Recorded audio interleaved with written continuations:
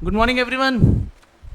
तो पैसेज की word by word explanation मैंने डाल दी थी वीडियो 1 के अंदर, पार्ट 1 के अंदर। ई वेस्ट मैनेजमेंट का ये पार्ट 2 है। अब इसके अंदर हम इस पैसेज के क्या कर रहे हैं, क्वेश्चन आंसर्स। तो पहला जो क्वेश्चन है वो क्या कहता है, what according to the passage is important now for e waste management. Passage के हिसाब से अब क्या इंपॉर्टेंट है ई वेस्ट मैनेजमेंट को लेकर, अब क्या इंपॉर्टेंट है।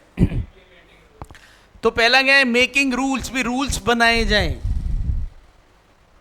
Reviving rules, reviewing rules, reviewing मतलब जो रूल बने हुए हैं उन्हें एक बार दोबारा देखो। इंप्लीमेंटिंग रूल्स, ठीक है। तो अब सोचने वाली बात है कि जो देखो, हमें पैसेज के हिसाब से चलना पड़ता है। किसके हिसाब से चलना पड़ता है? अपने मन से नहीं चलना, हमें सिर्फ किसके हिसाब से चलना है। तो यहाँ अगला ऑप्शन था नोटिफाइंग रूल्स, भी जो रूल्स बने हैं उनको एक बार बताया जाए, लोगों के नोटिस में लाया जाए। अमेंडिंग का मतलब क्या होता है? अमेंडिंग का मतलब उसको इम्प्रूव करना, जो रूल्स बने उनमें क्या लाना, चेंज लाना। तो पैसेज में रूल्स के इम्प्लीमेंट होने की बात कही गई है कि 6 महीने बचे, अब ढंग से इम्प्लीमेंट करो, ठीक है। इसको इम्प्लीमेंट करने के लिए काम करो। यानी वो जोर किस पे दे रहे हैं, रूल बनाने पे, ठीक करने पे, या रूल को लागू करने पे, ढंग से लागू करने के ऊपर बात हो रही है। तो ध्यान रखना, अपने मन से नहीं चलना, जो पैसेज में दिया हुआ है उसी के हिसाब से आंसर देना है।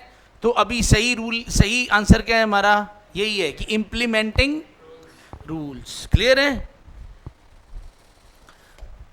उसके बाद क्वेश्चन नंबर 17 देखो, which of the following can be one of the by products of effective e waste management. By products का मतलब क्या होता है? जो चीज अपने आप साथ आ जाए। आप कुछ बना रहे हो, साथ में वो चीज अपने आप बन जाए। जब लोग दही मक्खन निकालते हैं तो साथ में अपने आप क्या बन जाता है? हाँ, लस्सी को अलग से बनाना पड़ता है क्या? वो बाय प्रोडक्ट है। मक्खन बनाने का क्या है? बाय प्रोडक्ट है। अब देखिए, तो India can guide other countries in doing so. अगर आप इफेक्टिव ई वेस्ट मैनेजमेंट करते हो, अगर आप ढंग से ई वेस्ट मैनेजमेंट करते हो, तो इसका बाय प्रोडक्ट क्या होगा, इससे हमें और फायदा क्या होगा कि इंडिया दूसरी कंट्रीज को गाइड करेगा। क्या ऐसा बताया पैसेज में? It will promote international understanding. It will promote national integration. Integration का मतलब पूरे भारत एक लेवल पे जुड़ जाएगा आपस में, ऐसा होएगा। It will create a new employment sector.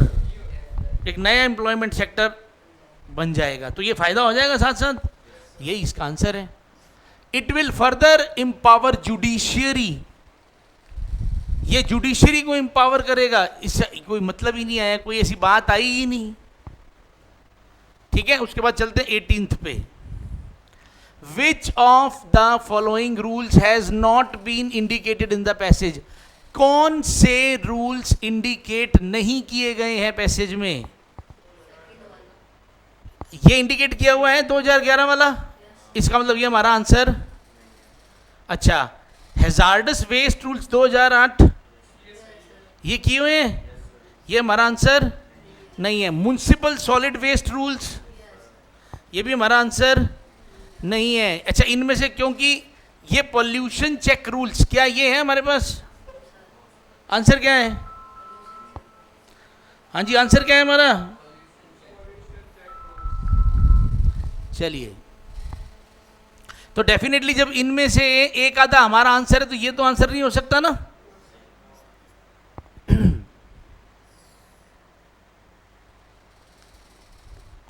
Both sets of rule से क्या मतलब है हमारा? Is being refer to which of the following. वो जो दो रूल्स कह रहे थे भी, दोनों रूल्स एक साथ लागू हो जाएंगे, दोनों ही रूल्स साथ साथ चल जाएंगे, वो दोनों कौन कौन से थे? हाँ जी, एक तो ई वेस्ट पक्का है, तो जिसमें ई वेस्ट नहीं है वो तो हमारा आंसर ही नहीं है। जिसके अंदर ई वेस्ट नहीं है वो तो हमारा आंसर ही नहीं है। ई प्रोडक्शन वाला कोई था क्या? हाँ जी, और ई वेस्ट एंड हैजार्डस, तो ई वेस्ट को ही तो हैजार्डस वेस्ट कहते हैं। तो हमारा आंसर क्या है? हमारा आंसर क्या है? सॉलिड वेस्ट एंड, क्या ये है आंसर? कुछ समझ आ रही है? तो देखो एग्जामिनर ऐसे धोखा देता है, उसने ई वेस्ट भी लिख दिया, हैजार्डस वेस्ट भी लिख दिया। ये दोनों तो एक ही थे ना, ये दोनों तो। समझ आ रही है?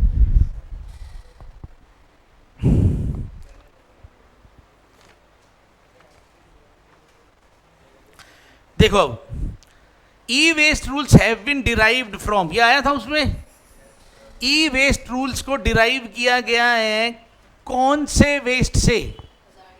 देखो इस दुनिया में हैजार्डस वेस्ट एक कैटेगरी है, उसके अंदर ही ई वेस्ट आता है। जैसे कि अगर आपने सुना हो न्यूक्लियर वेस्ट भी होता है क्या? तो न्यूक्लियर वेस्ट भी कौन सी कैटेगरी में आएगा? Hazards waste. हैजार्डस का मतलब क्या है? खतरनाक। तो ऐसी चीजें जो खतरनाक हैं उनके ऊपर अलग से रूल बनते हैं। तो हैजार्डस के अंदर भी एक कैटेगरी है, कौन सी? ई वेस्ट की। तो ई वेस्ट के रूल्स हम कहां से लेके आए हैं? हैजार्डस वेस्ट से। तो ये तो हमें बिल्कुल सीधा सीधा हमारे उसमें दिया हुआ था। तो हैजार्डस वेस्ट ही इसका सही आंसर है, ना पीसी वेस्ट, ना कंप्यूटर वेस्ट, ना म्युनिसिपल वेस्ट, ना national waste. Which of the following will help implement both sets of rules? क्या चीज हेल्प करेगी इंप्लीमेंट करने में दोनों ही तरह के रूल्स को? क्या चीज हेल्प करेगी? पहली है एम्प्लॉयमेंट अपॉर्चुनिटीज। क्या एम्प्लॉयमेंट अपॉर्चुनिटीज से दोनों चीजें हो जाएंगी? इंटरनेशनल कोलैबोरेशन, ये बात ही नहीं हुई बीच में, कोई ऐसी कोई बात ही नहीं आई। फाइनेंशियल इंसेंटिव, क्या फाइनेंशियल इंसेंटिव से दोनों कचरे साफ हो जाएंगे? Segregation of waste at source, यानी जहां से कचरा उठाया जाए वहीं अलग कर दो, ई वेस्ट अलग कर दो, दूसरा अलग कर दो। इससे दोनों कचरे हैंडल हो जाएंगे, दोनों रूल्स लागू हो जाएंगे। ठीक है ना? हेल्थ कॉस्ट, अगर हमें पैसे ढंग से समझ आया हो तो फिर क्वेश्चंस हो सकते हैं। स्पेलिंग से स्पेलिंग मिला के क्वेश्चन नहीं होते। बिना पढ़े अगर आप सोचो कि जो स्पेलिंग यहाँ आई है वही स्पेलिंग वहाँ आई है और मैं ऐसे पैसेज कर लूँ, तो ऐसे पैसेज नहीं होगा।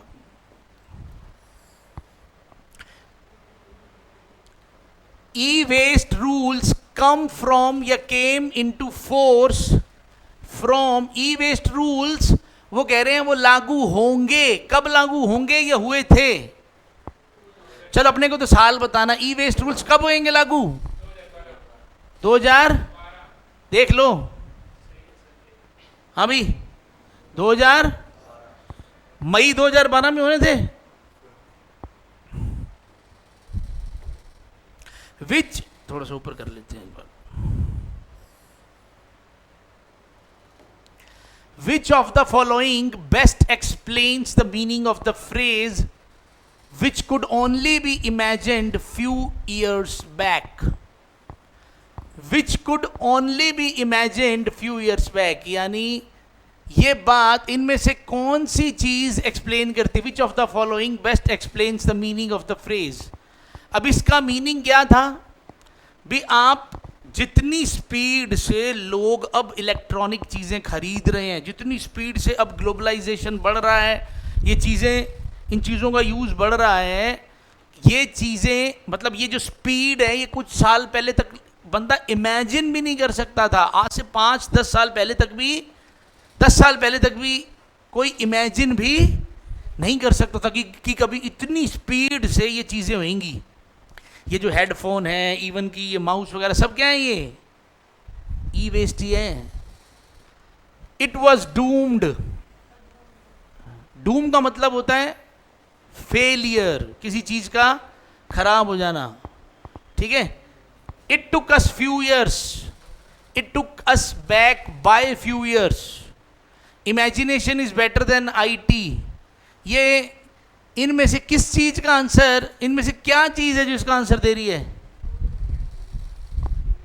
हाँ जी, क्या आंसर है इसका? नन ऑफ दीज, कोई भी चीज इसका आंसर, इन चारों में से कोई भी चीज इसका आंसर नहीं दे रही। Which of the following is true in the context of the passage, क्या चीज ट्रू है पैसेज के हिसाब से? The city dumps its waste in lakes. No city, no city का मतलब कोई भी शहर कचरा जो है वो लेक्स में नहीं डालता। क्या ये बात सच है? गलत है। ये बात क्या है?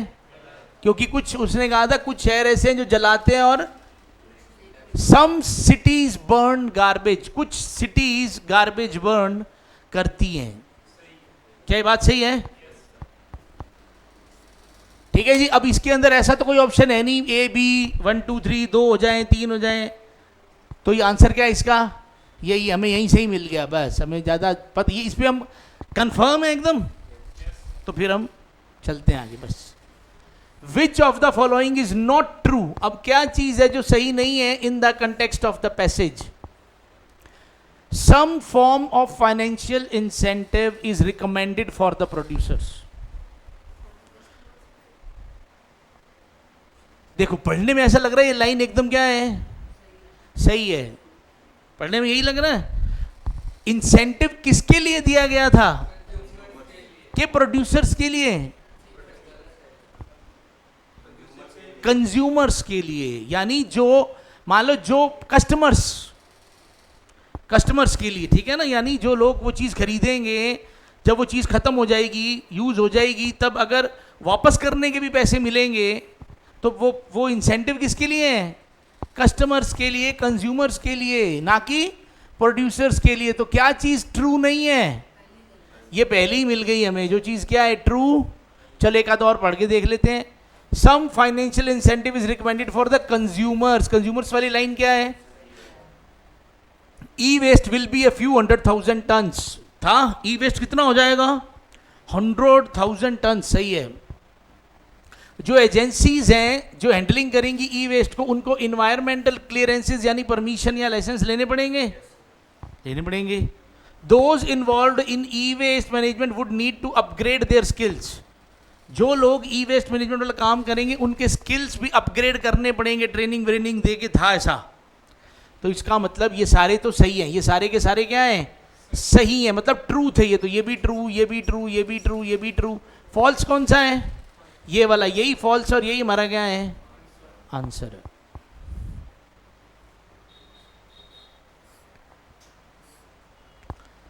फिर अभी हमें कौन सा वर्ड यहां पे चूज करना है? Choose the word which is most dearly, यानी अपने को लगभग इसके सिनोनिम मीन चूज करना है। तो क्लियरेंस का मतलब क्या है? क्लियरेंस का मतलब क्या चाहिए वहां से? परमिशन। क्लियरेंस यानी परमिशन, ये वर्ड ही यही होता है। सफाई नहीं, क्लियरेंस का मतलब ही परमिशन है, ठीक है। क्लैरिटी का मतलब क्या होता है? आप कुछ बोल रहे हो और आपको साफ साफ नहीं समझ आ रहा, दिखाई दे रहा, या आप कह रहे हो ना यार फोन में क्या नहीं है, क्लैरिटी नहीं है यार आवाज में, तो वो चीज़ अलग होती है। टर्न, टर्न का मतलब क्या है? पैसेज में जो टर्न आया उसके हिसाब से। टर्न का मतलब यहां पे क्या है? पैसेज में टर्न कहाँ आया था, देखते हैं। पैसेज में, अच्छा पैसेज इसके अंदर अभी दिखाई नहीं देगा, अभी इसके अंदर आएगा नहीं, ठीक है। मेरे पास है, मैं देख लेता हूँ।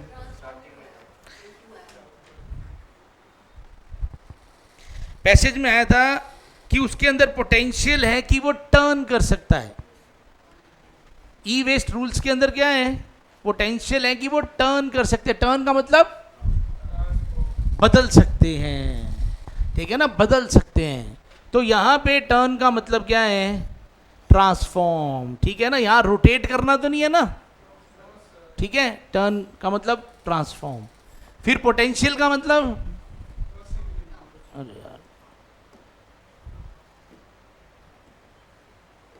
पोटेंशियल का मतलब क्षमता। तो यहां पे वो चीज क्या कहां जाएगी? पॉसिबिलिटी, यानी चांसेस हैं उसके अंदर। ई वेस्ट रूल्स के अंदर ऐसा पोटेंशियल है या चांसेस हैं कि फिर ये चीज जो एक प्रॉब्लम है ये क्या बन जाए? एक अपॉर्चुनिटी बन जाए, लोगों को फिर उससे फायदा होने के चांस हो जाए। एप्टीट्यूड क्या होता है भाई? आप जितने भी टेस्ट देते हो, रिटन टेस्ट देते हो, वो आपका एप्टीट्यूड चेक करने के लिए होते हैं, यानी मेंटल एबिलिटी। ठीक है ना, मेंटल एबिलिटी की आप कितने तेज हो, कितना आपके अंदर वो पावर है। देखिए माइंड की कितनी तेज कैलकुलेशन और वो सब आप कर सकते हो। अब अगले वर्ड देखिए, अब हमें वर्ड अपोजिट चाहिए, मोस्ट अपोजिट। फिजिबल का मतलब जो चीज पॉसिबल है, प्रैक्टिकल है। तो जो चीज फिजिबल नहीं है, प्रैक्टिकल नहीं है, उसको क्या बोलते हैं? अनवायबल। ठीक है ना, फिजिबल का सिनोनिम क्या है? वायबल। फिजिबल का सिनोनिम क्या होता है? वायबल। ठीक है ना। अनअटेंडेड यानी जिस चीज पे ध्यान ना दिया गया हो, अटेंड ना किया गया हो। इनडिफरेंस का मीनिंग कोई ध्यान ना देना, कोई फर्क ना पड़ना। समझ आ रही है? तो डेफिनेटली एक बंदा इंटरेस्ट ले रहा है और एक बंदा ध्यान नहीं दे रहा, तो उल्टा कौन सा हुआ? जो इंटरेस्ट ले रहा है। समझ आ रही है? डिफरेंस का मतलब फर्क, इग्नोरेंस का मतलब ध्यान ना देना ही है, इनसिग्निफिकेंस का मतलब कोई जरूरी, मतलब कोई चीज जिसका कोई महत्व नहीं है। और क्वेश्चन हैं क्या इसके? हाँ पैसेज की नहीं है, तो पैसेज के क्वेश्चन इतने ही है। चलिए, दैट इज ऑल।